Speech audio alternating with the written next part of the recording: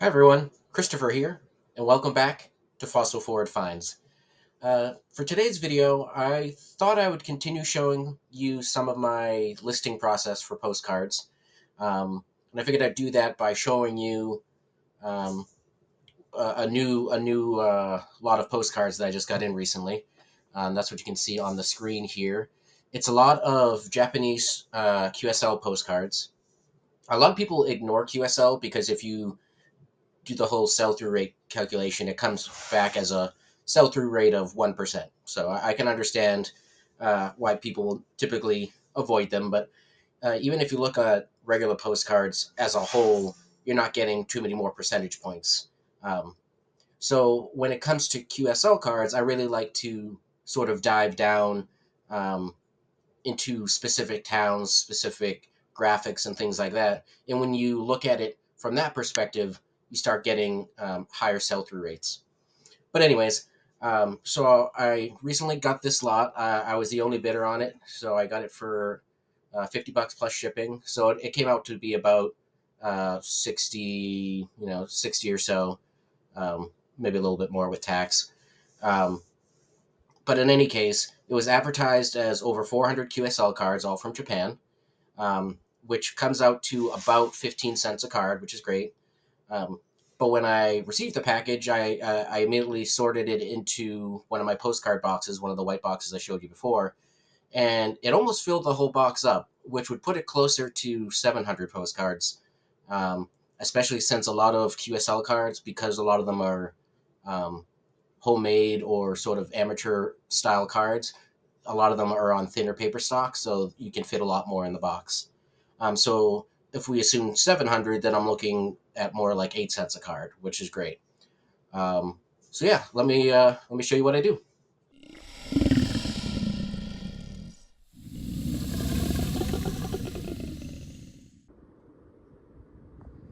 Alrighty, so as I said, I already sorted into one of my white postcard boxes, got it labeled with Japan QSL, and what I typically do first for collections when I get them in is I start sorting them based on standard size postcards, and then the continental size postcards. So 3.5 by 5.5 for standard, 4 by 6 for the continental.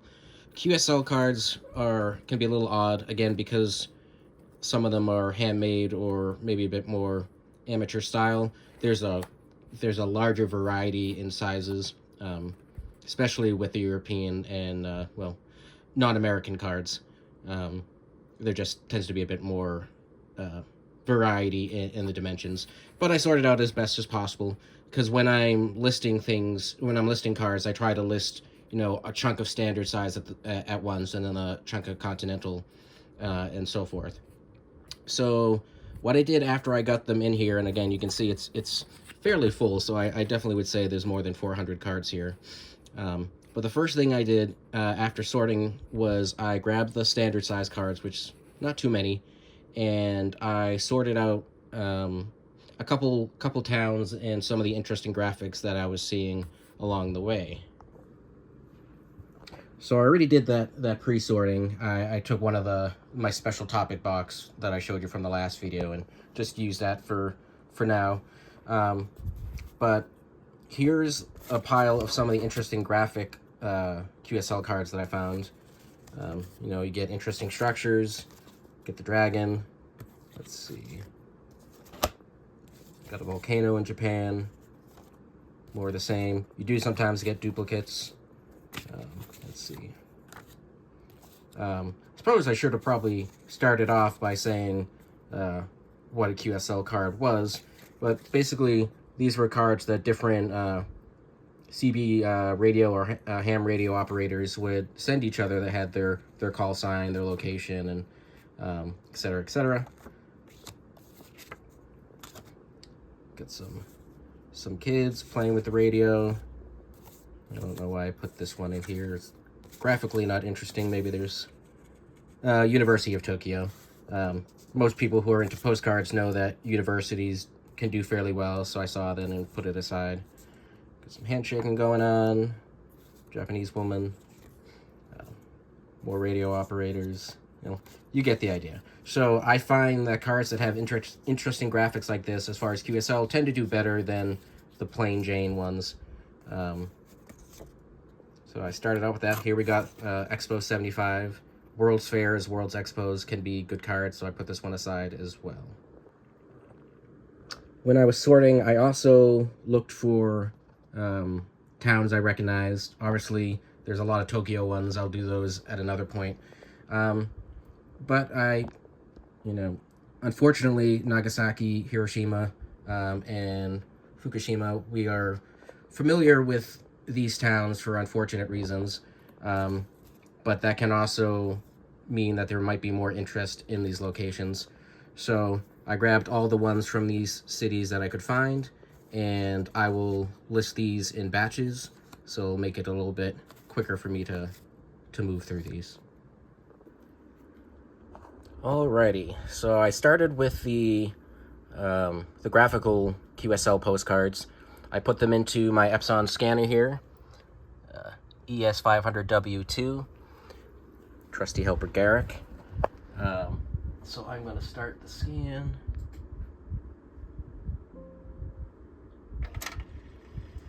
And so this will run through. Garrick will supervise. Sometimes his sister comes and helps. But yeah, I will let that run through. You can technically put up to 20 cards in a time here, roughly, but I find doing smaller batches of 10 or so at a time works better for me, less jamming issues. But yeah, I will let this run and then show you the next step. Alrighty, so the postcards are still going through the scanner, but this is what it looks like in the Epson Scan Smart. You can't scroll through anything while it's still scanning, but you can see I have it set for front and back. Got a margin around the sides. If you want to know what settings I use for the scanner, go check out Mark at some postcards. He has a cheat sheet on his Ko-Fi store that shows his settings, and I found they work well for me, so that's what I work with. All right, so we've done scanning all the cards. We got 34 scans, so 17 cards is what I put in there. So what I like to do is just quickly go through, make sure everything looks fine. Some cards may need to be rotated, so do that. I don't usually worry about the backs too much, but some of these I will. I think that's just about it there. So we'll hit next, save these into my local folder, and then we'll continue.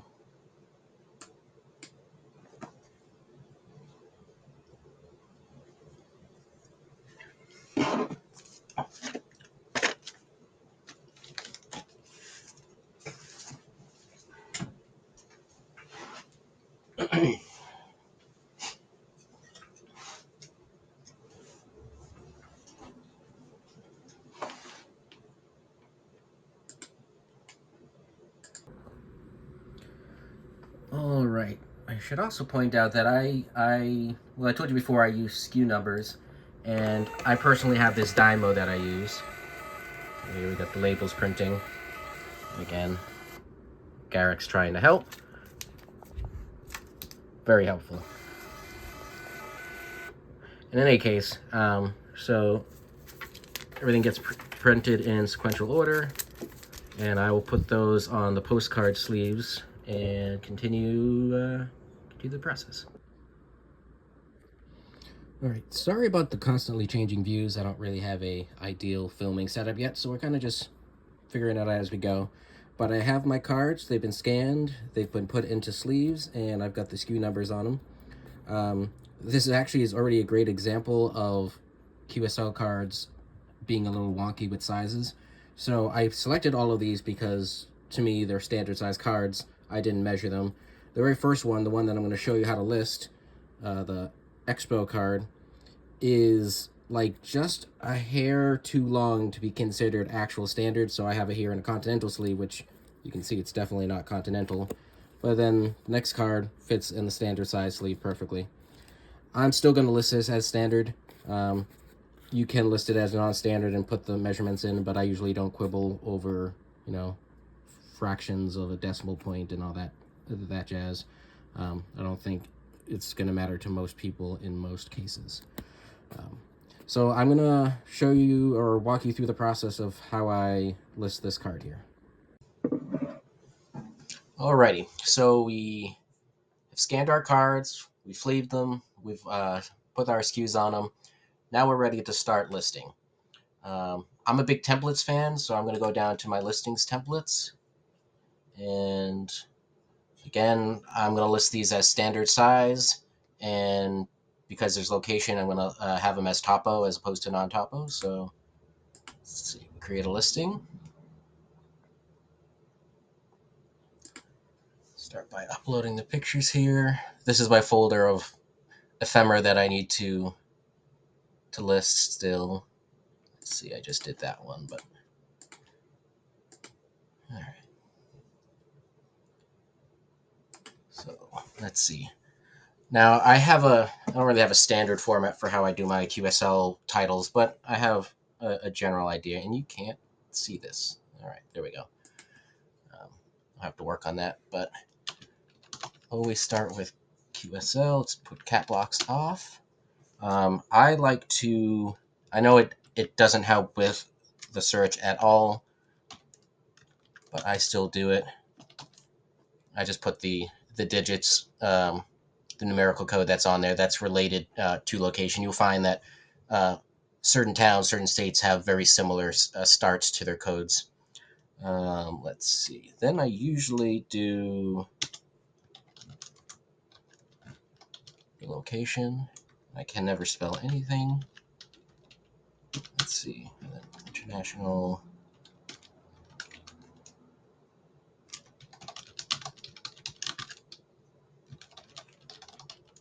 $1975. Now, usually I don't have such a long descriptor to put in here. Normally I'll describe what the graphic is. Perhaps I could put, I'm assuming that's a town as well. I'm not sure. That's part of the fun of these two is I get to learn about other countries and other towns and so forth. If I have the space, sometimes I will put the person who sent the card. I'm not seeing the person's name on here exactly. Oh, there it is. It's operator. That's the individual's name. But in this case, I don't have space for all that, at least not in the title. So I think I'm going to roll with this. Copy this for later. Take both of those. So write my SKU here. If I know where I've got it and what I paid for it, I usually will do that. I'm going to be optimistic and say I bought it for 8 cents a card. And I'm going to call this the Japanese QSL lot. So when it sells in the future, I have an idea of what I paid for it and so forth. Now this is going to be tricky because I can categorize this into a few parts of the store.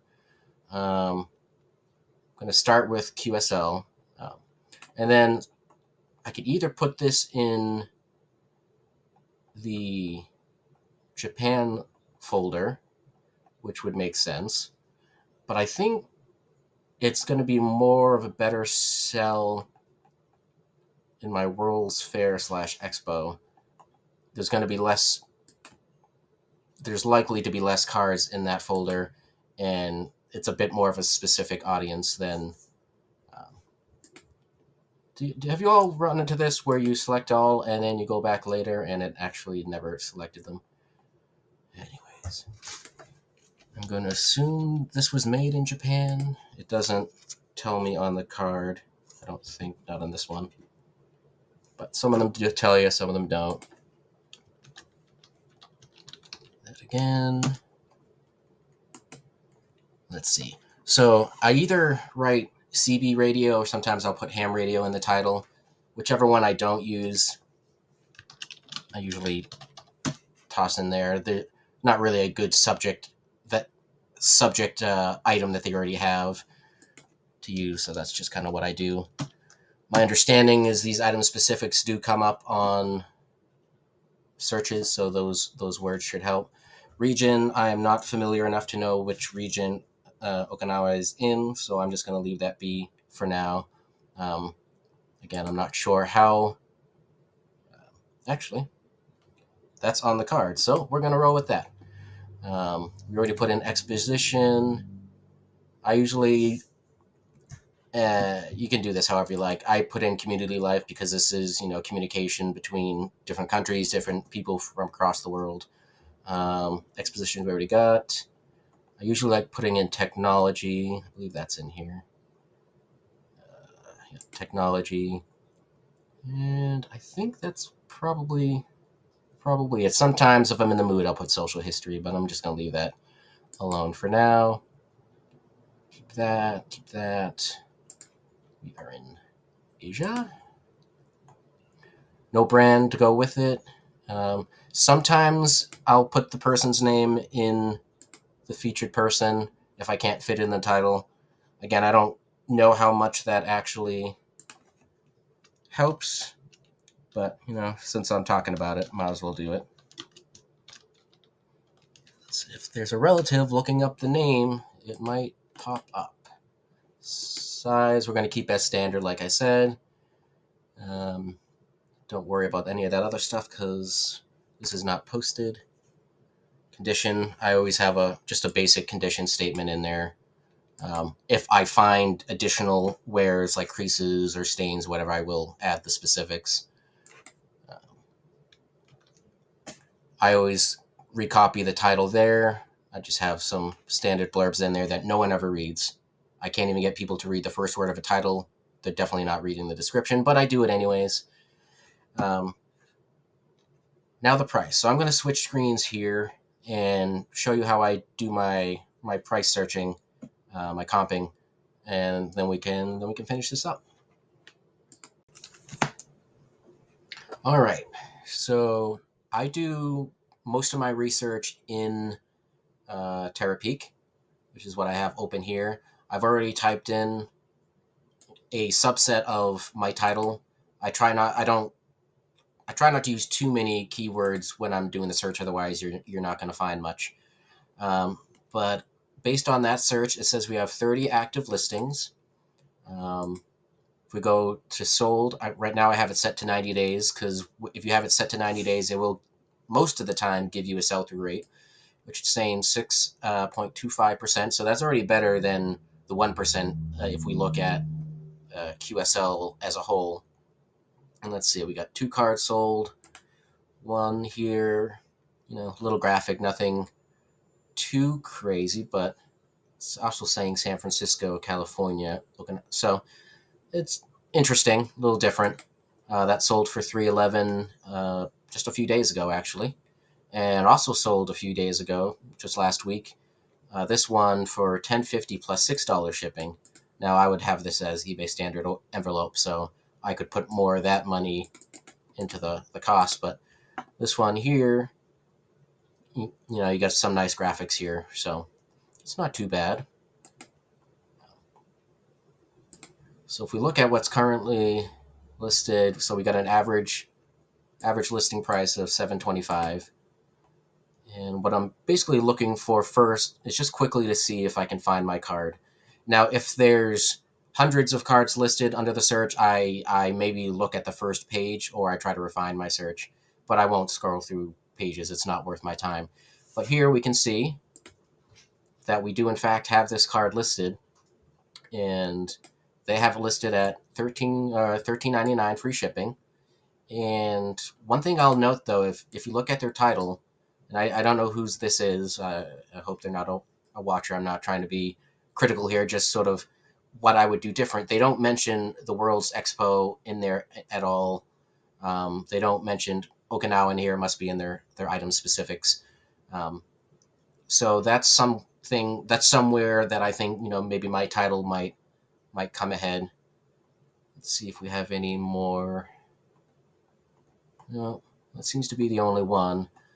just for curiosity, I'm going to bump it out to the full 3 years just to see what else we have undersold. Yep, even under 3 years, that's all we sold in 3 years. Interesting. So maybe that 6.25 is misleading, since they both just happened last week or this week. They happened recently. Anyways, one other thing I thought I would search is the International Ocean Exposition. Not much sold under there either. Got a whole lot of postcards here for 50. That was back in 21. Oh no, sorry, that's still listed. Nothing sold under that search terms, but you get the idea. Um, so what I'm probably going to do is start this around the same price as the other seller, but I'm going to put mine on auction for 7 days just to see. It's probably not going to sell via auction. Most of my auctions that I start don't. Um, but I like doing it that way because once in a while I get surprised. I put up a card for $5 and it goes for 20, and um, all I'm out by running an auction is a few extra button clicks at the end of the 7 days. It's not that big a deal, in my estimate. I think the reward is worth the risk, or not even risk because I'm not risking anything. It's just worth the time.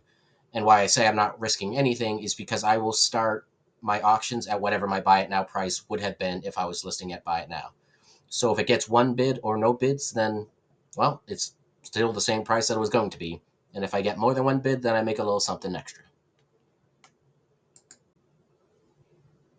All right, so we're back in our listing page. As you can see, I set it to 7-day auction. Um, I upped the price by $1. It suits my fancy. I like certain numbers, and $14.99 sounds better than $13.99 in my brain, so that's what I'm rolling with. I don't do a buy it now price. I don't put offers on shipping. Standard eBay envelope stuff. Free shipping. Allow people to use USPS and priority if they, or ground advantage and priority if they want to. I once in a while get a ground advantage person, but it's very rare. I use eBay international shipping. Tends to make some people upset because it does make a postcard like $15-20 to ship sometimes to another country. But um, again, for me, where I am at the moment, I work full time. This is not how I make a living at the moment. Um, this just works better for me. Um, I do 1 day business handling. Um, I accept returns now. I'll pay for it. I haven't had to really deal with that too often. Most of the times I'll just refund it unless it's a really expensive card. Um, I always promote at 2%. I won't go any higher. I don't know how much of a difference it makes. Um, it doesn't really take that much out of my sales, so you know. Well, that's that. Um, let's see. And so normally, because I'm batching out a whole bunch of Japanese QSL cards at once, I'll just click create similar listing, and I'll just keep going through the stack. But I want to show you one other little thing here first. All right. One of the last things I do before I move on to the next listing is I have this Excel file here where I keep track of all the postcards I have listed, just the titles and the quantity and the date that I listed it. I tried putting, sale price on there, but it started getting weird when I have 50 of the same postcard, and I just don't think that level of tracking is necessary for me at the moment. Maybe I'll change my mind. Maybe some of y'all have thoughts on that or reasons why I should be tracking it differently. But this is what I do for now. I just copy paste. Oh, well, it would help if I actually had the correct full title in there. Give me 1 second. Amateur hour. So you can't see it, but I'm just copying the title back here. Paste. Only one of that card, and we're good to go. So I always do the first card of every day in red, so it just makes it easier for me to look back. And I have the same thing for photographs and trade cards and pogs as well. Um, So yeah, that this makes it. Um, what this really is my safety net. I've had a couple instances where a card is sold and I've listed or I've written down the SKU wrong in the item specifics, and so it makes it really hard to find a specific card when you're on SKU number 16,866 and you're looking for SKU 3021, but you typed it in wrong and it's actually supposed to be SKU 13,000 something. So I can go back, search the title in here, assuming that I've remembered to actually do this step, um, and then that helps me find the cards. So that's basically the process that I go through. One thing I didn't show you that I don't typically do with the QSL cards, but I do. It is a step that I sometimes take with regular postcards. Is I will use what's it called, Google Lens on the web browser, so Google Images, and I'll search the front of the postcard that way. Um, and that sometimes will, especially if, say, I'm working on California, San Francisco, California, and you type in San Francisco, California, and you got 20,000 listings or whatever comes up. I'm not scrolling through that to find my card. I will quickly toss it into Google Lens. It only takes a few seconds. If it pops up, cool. I have a couple listings I can get a range on price. If it doesn't pop up, maybe that means no one has it listed. It's not foolproof. I have found cards via Terapeak that don't show up on Google Lens, but it's just another quick tool to try to sort out your card. So that's all I have. Uh, Please let me know what you think. Do you list QSL cards? Um, do you use templates? What's your process? And yeah, if you're interested in, I'll try to keep track of how the Japanese QSL cards do. So maybe I can give you some updates along the way. But in the meantime, have a great day and enjoy the cats.